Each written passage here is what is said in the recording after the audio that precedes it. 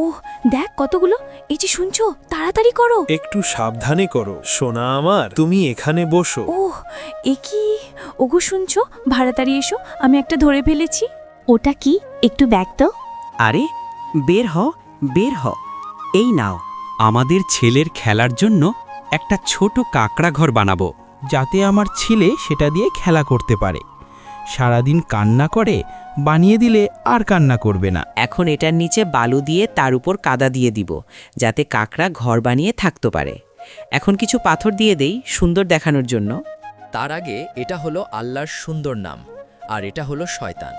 তুমি যদি এই নাম ভালোবেসে থাকো তাহলে লাইক সাবস্ক্রাইব করে কমেন্টে আল্লাহ লিখে যাও, আর যদি না করো তাহলে বুঝে নিব তুমি শয়তানকে ভালোবাসো।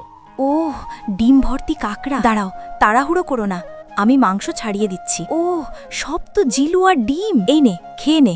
এখন কাকড়াগুলো ছেড়ে দেই। কাকড়া ঘর রেডি, জলদি দেখে যাও। ওয়াও, কত সুন্দর হয়েছে।